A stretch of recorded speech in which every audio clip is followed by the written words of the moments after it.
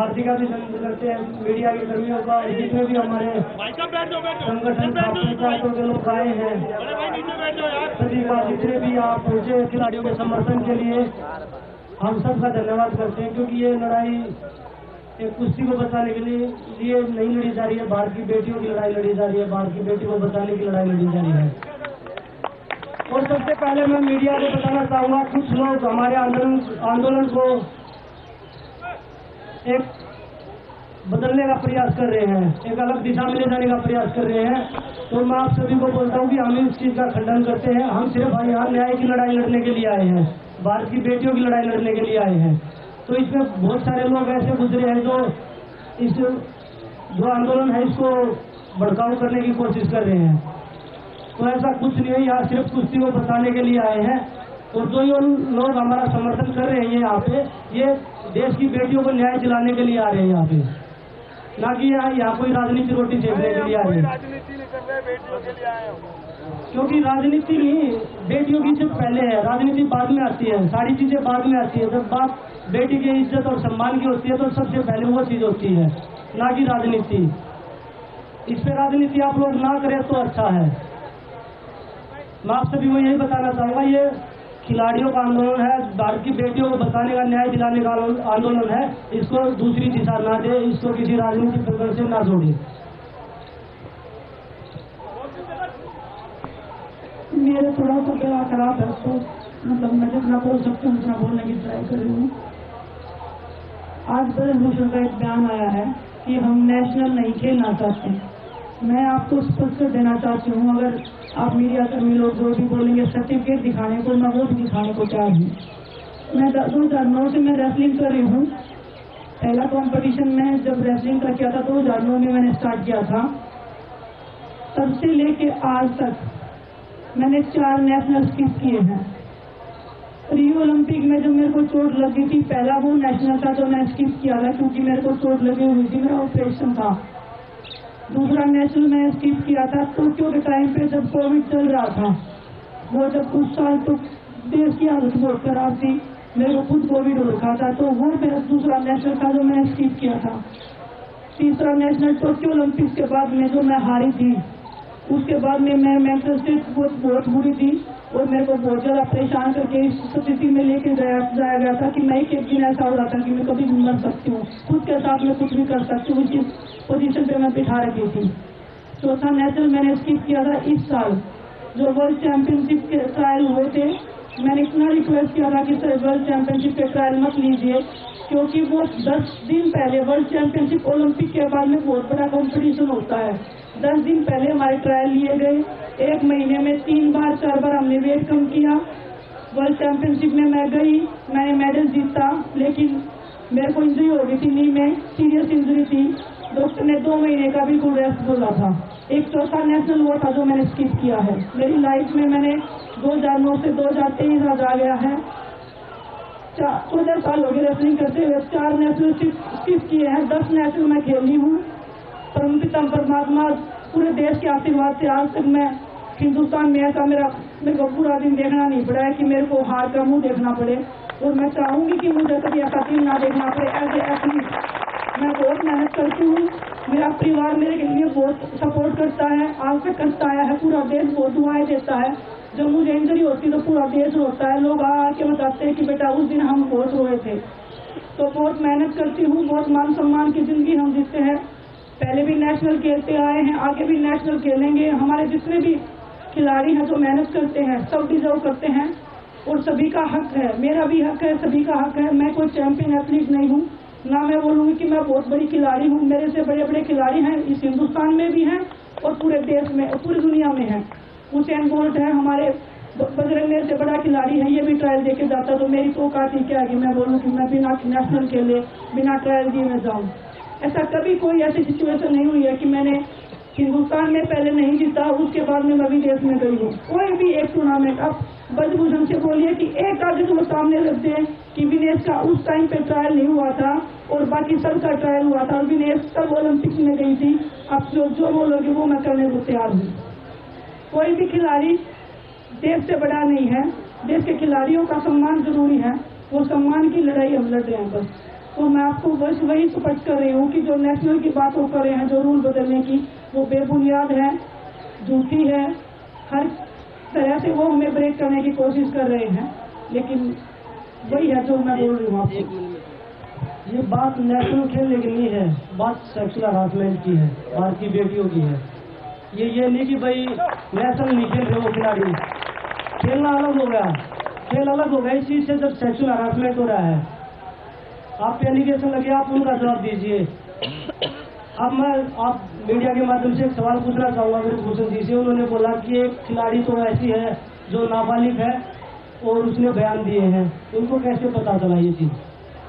सबसे पहला सवाल उनसे ये है, उनको कैसे पता चला कि एक नाबालिग है और वो उस कमेटी में बयान नहीं दिया, उसने पुलिस के सामने कंप्लेंट दी है? सबसे पहले मैं आप लोगों के माध्यम से ये सवाल ब्रजभूषण से पूछना चाहता हूँ, ये इन्फॉर्मेशन लड़कियों की कहाँ से लीक हुई है?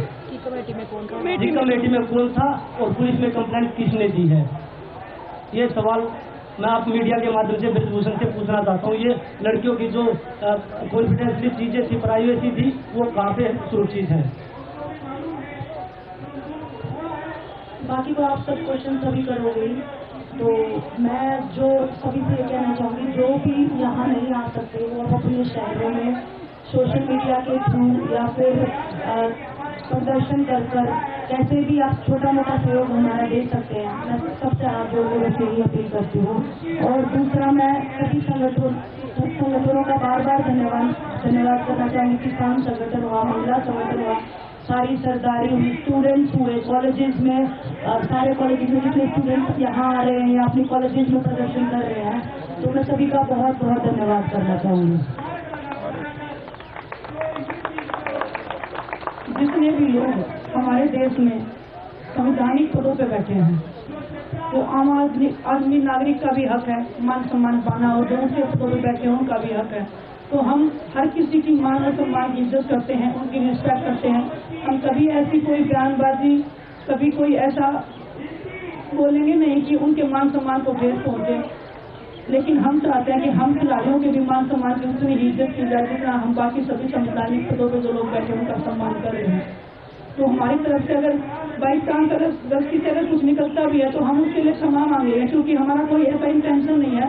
हम बहुत ही सभ्य समाज से आते हैं, हमें सबसे पहले यही सिखाया जाता है कि बड़ों की इज्जत, बड़ों का सम्मान कैसे किया जाता है।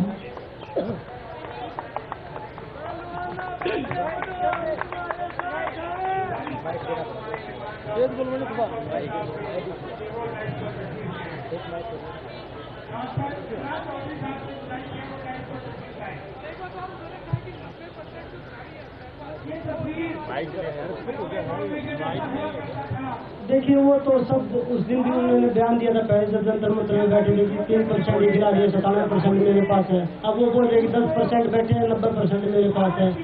तो ये तो उनकी फालतू की बातें हैं। तो वो इन चीजों का जवाब दे जो हमने आपसे पूछे हैं, आपके माध्यम से पूछे हैं कि जो इंफॉर्मेशन लीक हुई है, वो बोल रहे हैं कि वो नाबालिग लड़की और साइड कमेटी में जो बयान हुए वो नहीं थी और पुलिस कंप्लेंट में वो आई है। तो वो ये इन्फॉर्मेशन कहाँ से लीक हुई है, इनका जवाब ब्रजभूषण को देना होगा। और ये बेटियों के सम्मान की बात है, कुश्ती की बात है।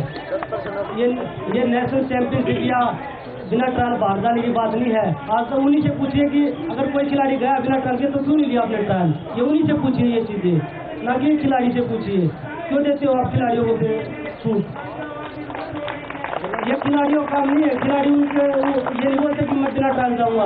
आप क्यों देते हैं? फिर उनको ट्रायल लीजिए। आप साथ में 2 ट्रायल होती है, एशियन गेम्स के लिए, एशियन चैंपियनशिप के लिए, वर्ल्ड चैंपियनशिप के लिए, दोनों ट्रायल हम दे के जाते हैं। आज तक कोई भी ऐसी ट्रायल हो जो नहीं दे के गए हो।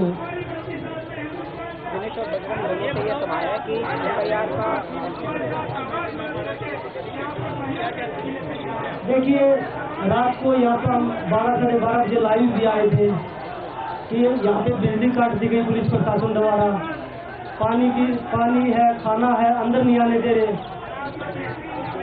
गद्दे मंगवाए थे, बेड मंगवाए थे, तख्त मंगवाए थे, वो बाहर निकलवा दिए। जो वो वर्कर लेके आए थे उनमें से एक वर्कर आज तक घर नहीं पहुंचा है।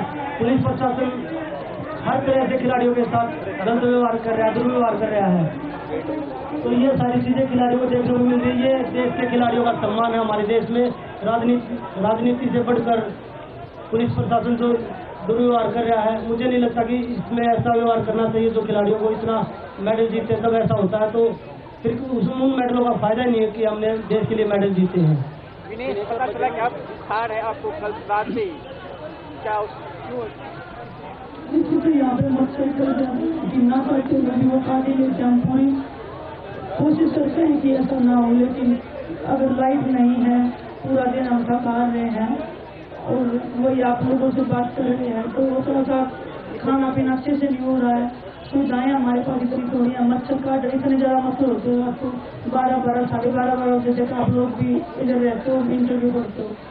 तो बस वही है कि पुलिस प्रशासन को थोड़ा सा आम आदमी के हिसाब से देखना चाहिए। हमें एक अच्छा ट्रीट तो कर ही सकते हैं कि एक आदमी का जो अधिकार है, संविधानिक देश में हम रहते हैं, दूसरा तो वो कर ही सकते हैं कि हमें लाइट पानी बिजली की तो सुविधा देगी। एक मैं अपनी तरफ से बोलना चाहती हूँ कि एक और उन्होंने बयान दिया था कि खिलाड़ी मुझे विदेश भेजना चाहते हैं। हम कोई नहीं है विदेश भेजने वाले या कहीं पे भेजने वाले, उनके कर्म है जो उनको लेके जाएंगे। अच्छे कर्म करोगे तो ये देश आपको मान सम्मान देगा, गलत कर्म करोगे तो ये परमात्मा आपको सजा देगा और वो सजा उसको मिलनी चाहिए। तो हमारा एक ही है कि हमें न्याय मिलना चाहिए। कल आप कह रहे थे कि हो सकता है पुलिस ह्यूज FIR करेगी, आज आप लोगों ने FIR देख लिया है, is it proper according to you both Bajrang and Vinesh? देखिए मैम, आशीर्वाद की बात मैं आपको बताती हूँ। हकीकत में जब हम नहीं देते थे, मेरी शादी थी, मैं कार्ड नहीं दे रही थी, सामने से बोला आप मेरे को कार्ड नहीं दोगे। वो छोटी छोटी बातें वो जबरदस्ती कार्ड लेते थे, अगर नहीं देते तो वो टॉर्चर करते थे कि तुम्हारी इतनी हिम्मत, तुम्हारी इतनी औकात, तुम हमें इन्वाइट नहीं करोगे। ये उनके शब्द होते थे। हमारी मजबूरी थी, हमें रेसलिंग करना था। हम आज भी इसी बात पर हैं कि बोल रहे आप इतने साल क्यों लगे बोलने में, हमारी मजबूरियां थी, नहीं बोल पाए हम। आज हम बोले हैं, आप सुनिए, हमें न्याय दिवाइए, हमारी यही सरकार है, हमारी यही एक आप लोगों से रिक्वेस्ट है। और एक बात और मैं बताना चाहूँगा, फिर उसने अपने बयान में एक और चीज बोली है कि हर एक महीने बाद 2 महीने बाद एक नई लड़की ले आते हैं। हम नहीं लेके आते हैं। आपने कितनी लड़कियों के साथ किया, वो लड़कियां हिम्मत करके आगे आ रही हैं। धन्यवाद आपको यहाँ आने के लिए।